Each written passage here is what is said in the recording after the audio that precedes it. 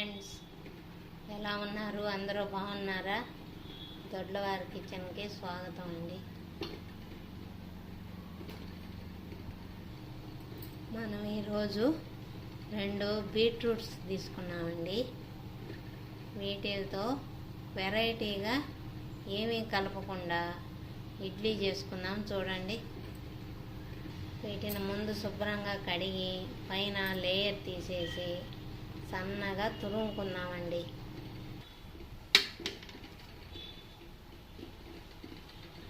ఇలాగే పచ్చి కొబ్బరి తురుము కూడా తీసుకుందామండి. ఒక కప్పు, 4 పచ్చిమిర్చి, చిన్న అల్లం ముక్క చిన్న రోట్లో దంచుకున్నామండి. ముందు మనం స్టవ్ వెలిగించుకొని పాన్ పెట్టుకొని 2-3 స్పూన్లు నెయ్యి వేసుకున్నాను. ఇందులో మనం ఆవాలు, జీలకర్ర, మినప్పప్పు వేసుకున్నాం. ఇవి వేగేటప్పుడే జీడిపప్పు, కరివేపాకు వేసుకోవాలి. ఇందులోనే కొన్ని నువ్వులు కూడా. ఇవన్నీ బాగా వేగినాయి కదండి. బీట్రూట్ వేసుకున్నాను. బీట్రూట్ వేసుకొని చక్కగా వేపుకోవాలండి.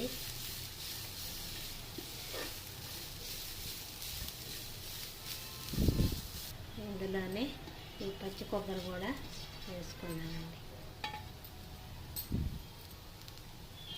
మీడియంలో పెట్టుకొని నెమ్మదిగా వేపుకున్నామండి కొంచెం సేపు.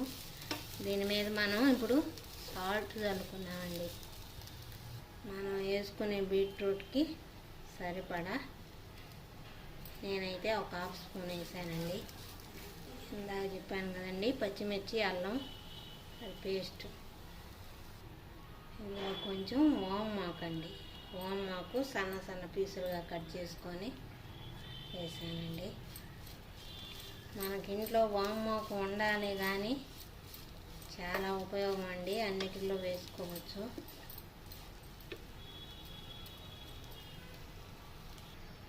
మనం ఇప్పుడు ఉప్పు వేసుకున్నాము, కారానికి పచ్చిమిర్చి వేసాము, ఘాటుకి అల్లం వేసాము, అన్నీ వేసుకున్నాం కదండి. అందులో పచ్చి కొబ్బరి వేగుతూ ఉంటే చాలా కమ్మని స్మెల్ అండి.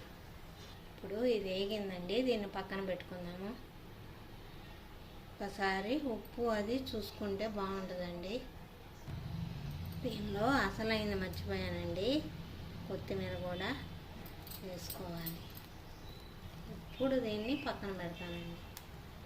ఒక ఇడ్లీ ప్లేట్ తీసుకొని దానిలో కొంచెం నెయ్యి,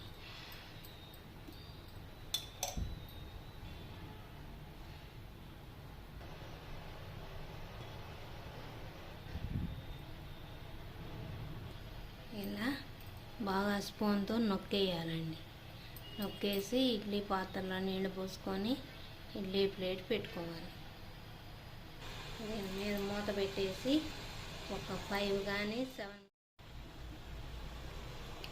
ఉడికినాయండి.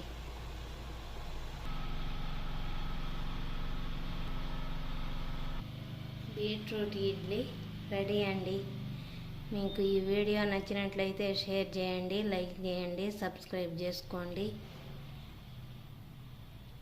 చాలా టేస్ట్ ఉన్నాయండి. ఒకసారి తింటే మళ్ళా చేస్తూ ఉంటారు మీరే, అంత బాగుండయి. మీరు ట్రై చేయండి. Thank you.